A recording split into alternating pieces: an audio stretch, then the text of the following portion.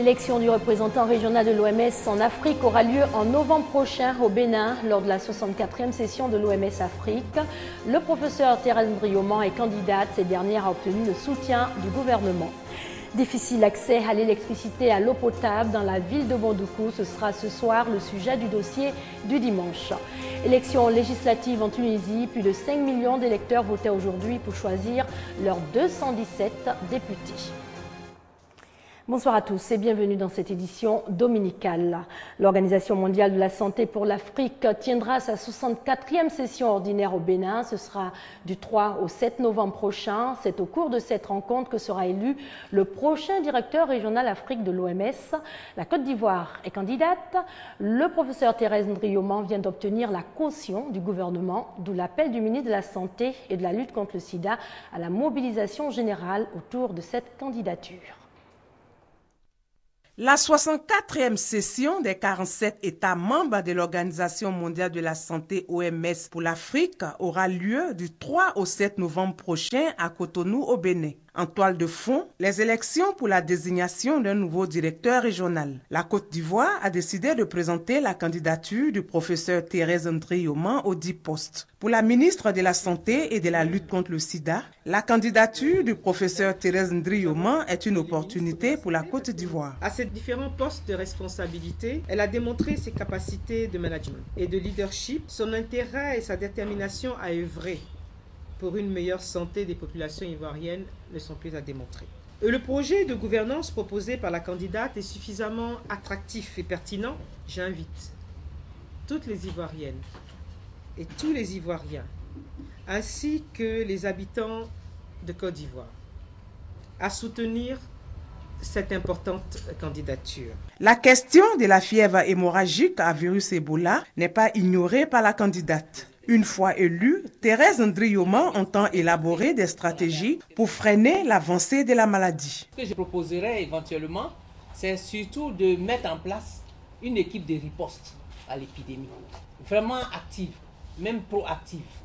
Parce que les ressources humaines existent au niveau de la région africaine pour faire face à des épidémies. Donc c'est une question d'organisation, renforcer ces ressources humaines et effectivement les déployer sur le terrain dès qu'on a une alerte. Aujourd'hui, cette épidémie s'est déclarée, peut-être nous allons arriver à l'éteindre, mais elle peut revenir.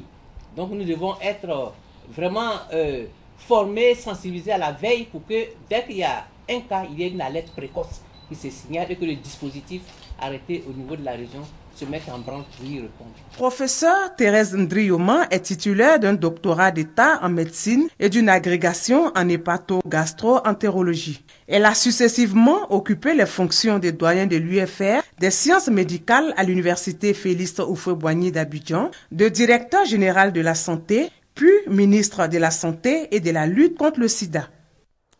C'était un reportage de Grâce Adrienne Kando. Le 27 octobre de chaque année marque la journée mondiale du patrimoine audiovisuel. Cette année, les réflexions seront menées autour du thème « L'archivage audiovisuel face au passage au numérique ». Vous le savez, le délai du basculement au tout numérique dans la sous-région ouest africaine est prévu pour juin 2015. Le sujet donc d'actualité, la Côte d'Ivoire a décidé d'y consacrer 3 jours. Avant le démarrage demain des journées du patrimoine audiovisuel, la ministre de la Communication, Afoussiata Bamba Lamine, plante le décor.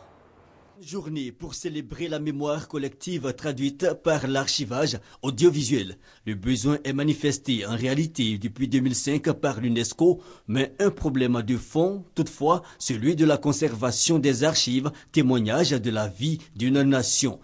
Aussi, devrions-nous accorder un grand intérêt aux archives audiovisuelles dont la fragilité a été mise en évidence par l'UNESCO. Cette précarité est liée à la fois à des facteurs naturels comme les inondations et les incendies, mais également à des actes perpétrés par les hommes comme les pillages et les conflits. À l'occasion donc de la 8e journée mondiale du patrimoine audiovisuel, un défi en guise de thème, l'archivage audiovisuel face au passage au numérique. Une préoccupation pour la tutelle, surtout qu'au niveau national, la précarité de nos archives en matière d'audiovisuel incite à franchir le pas et mettre le pied à l'étrier. S'agissant de la situation des archives audiovisuelles en Côte d'Ivoire, elle n'est pas réluisante, en raison des désastres qu'elles ont subis au cours de la décennie écoulée. Il y a donc nécessité de restaurer notre patrimoine audiovisuel. C'est ce à quoi d'ailleurs s'attelle le gouvernement sous l'autorité du Premier ministre, conformément à la vision du président de la République, son Excellence M. Alassane Ouattara. C'est pourquoi les 27, 28 et 29 octobre, nous allons organiser simultanément à Abidjan et à Bouaké des ateliers de réflexion sur les moyens à mettre en œuvre pour la restauration de notre patrimoine audiovisuel. Bouaké et Abidjan aux couleurs des archives audiovisuelles, le 27 octobre, rendez-vous annuel consacré au patrimoine audiovisuel dans le monde. En images, Dr Joséphine Yéné Ouattara est la nouvelle présidente des femmes du Rassemblement des Républicains. Elle a été élue ce dimanche par acclamation à l'issue du 3e congrès ordinaire du Rassemblement des femmes républicaines. Elles étaient 7 candidates au départ, 5 se sont ralliées et 1 s'est retirée. La nouvelle présidente du RFR s'est engagée à parcourir villages et hameaux en vue de la réélection du président Alassane Ouattara dès le premier tour de la présidentielle de 2015. Football, en images, on s'intéresse à cette finale du tournoi de la fraternité à Yaou, un village ami de près de 2000 âmes où halogènes et autochtones ne vivent pas toujours en bonne intelligence. C'est donc pour rassembler les différentes communautés de ce village autour du vivre ensemble que Philippe Yan, président du conseil régional du Bunkani, a organisé cette coupe de la fraternité. L'équipe de Yaou 2 en maillot jaune et bleu a battu celle de Yaou 1 en bleu et blanc, 4-2 après la séance des tirs au but. Le football, il faut l'avouer, suscite beaucoup de passion en Afrique très souvent pour assurer la victoire à son équipe. Il arrive que l'on ait recours à des pratiques mystiques. Au cours de ce tournoi à Yaou, il y avait 2 oppositions, le match et le terrain physique, mais aussi une confrontation sur le terrain spirituel. Christ Paterne. À Yaou, la fin des activités de vacances a été marquée par la finale du tournoi Philippe Yan, du nom du président du conseil régional du Bunkani. Ces 2 jeunes ont fait sensation auprès du public pendant que s'affrontaient les 2 équipes. Sur la pelouse comme en dehors, c'était la rencontre entre 2 forces qui s'étaient donné pour mission d'influencer le jeu au regard de l'enjeu. D'un côté, Guindo Cheikh Abdoul de Yaou 1. Bon, mon rôle c'est de faire gagner mon équipe. Mon équipe va gagner 2-0. Je fais confiance à mon tri. Et de l'autre, Aimé Amani de Yaou 2. Nous venons d'arriver à Bouna. On est venu supporter l'équipe de Yaou 2. Que le fils de Yaou 2 puisse gagner. L'équipe va faire seulement que 2-1. Mon marabout est là. Tant que je lui parle, la but qu'il doit marquer, nous voyons ça là. Ce petit truc, nous voyons là-dedans.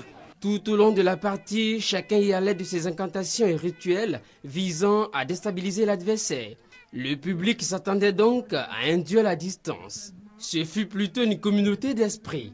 Assis côte à côte, ils avaient opté pour la proximité. Une tactique visant à mieux surveiller les assauts de l'ennemi selon les informations recueillies. Autre fait, avant la fin du match, l'horizon est noirci par un épaisse brouillard. La pluie s'annonce. Il ne fallait pas compter avec ces météorologues d'un autre temps. On va arrêter la pluie totalement. Une injonction qui n'a pas empêché à quelques gouttes de tomber avant l'épreuve des tirs au but. Et ici encore, le talent était réservé aux joueurs et le mérite aux féticheurs. Ces 2 jeunes de Yaou disent avoir pour seul idole un certain sorcier blanc. En Tunisie, plus de 5 millions d'électeurs étaient appelés aux urnes aujourd'hui. Ils ont choisi leurs 217 députés. 2 formations partent favorites, les islamistes d'Ennahda et le Nida Tunis. Il s'agit d'un scrutin clé pour la transition démocratique. Motivés et matinaux, des électeurs tunisiens se sont massés devant les bureaux de vote comme celui-ci à Tunis dès les premières heures du jour ce dimanche. Je suis venu tôt, c'est mon devoir. Ce sont les 2e élections législatives libres dans l'histoire de la Tunisie. J'ai fait mon choix. Je ne souhaite que le meilleur pour la Tunisie, que Dieu préserve les Tunisiens unis et en paix. Ces législatives sont cruciales pour permettre à la Tunisie de se doter d'institutions stables près de 4 ans après la Révolution. Le leader du parti islamiste Ennahda, vainqueur des dernières élections en 2011, souhaite maintenir la flamme de la démocratie. Notre devoir de Tunisiens est de maintenir cette flamme allumée afin d'éclairer le chemin pour le monde arabe. Nous devons la garder allumée pour prouver que les rêves peuvent devenir réalité, que les peuples arabes sont dignes de la démocratie et que l'islam et la démocratie ne sont pas contradictoires. L'autre parti donné favori, c'est Nida Tounes, créé il y a à peine 2 ans par un ancien Premier ministre du président déchu Ben Ali. Il se pose volontiers en candidat anti-islamiste. Tout le monde espère que sa propre équipe gagne. La chose la plus importante, c'est que la Tunisie avance sur un chemin de plus grande stabilité et de sécurité. La sécurité, la grande préoccupation des autorités tunisiennes. Pour ce scrutin, 80 000 policiers et militaires ont été déployés. 2 jours après l'assaut meurtrier contre des djihadistes dans la banlieue de Tunis, chacun redoute qu'une attaque terroriste ne perturbe le processus démocratique.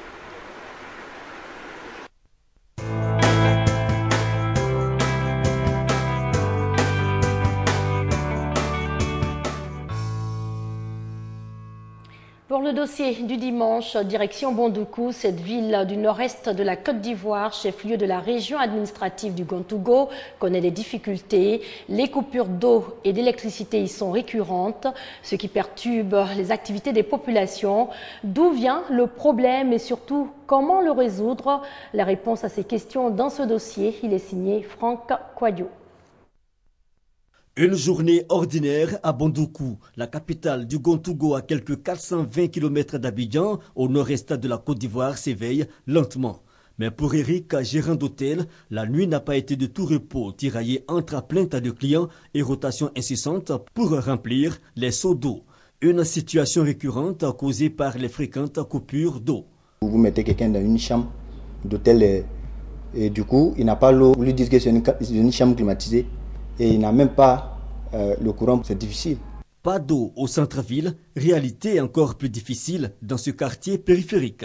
Ça nous pose beaucoup de problèmes. Il n'y a pas de tuyaux qui passent devant ici. Il faut jusqu'au camp là-bas, ou bien sur l'autre voie. Donc quand on est venu ici, j'avais demandé le prix là, ça ne me permet pas de prendre. L'eau, source de vie, mais aussi l'énergie électrique. Ce jeune gérant de cybercafé est député ce matin. Son activité est en souffrance par une énième coupure. 3 appareils qui sont là-bas, j'étais obligé de les changer. Mes centrales, j'étais obligé de les changer. Journée inconfortable vécue par les clients, en majorité des élèves. Des fois, quand j'arrive au sud venir traiter mes exercices, on coupe le courant. Un tour à l'agence locale de la compagnie ivoirienne d'électricité. Le chef d'exploitation est à son poste. Plusieurs raisons expliquent ces délestages.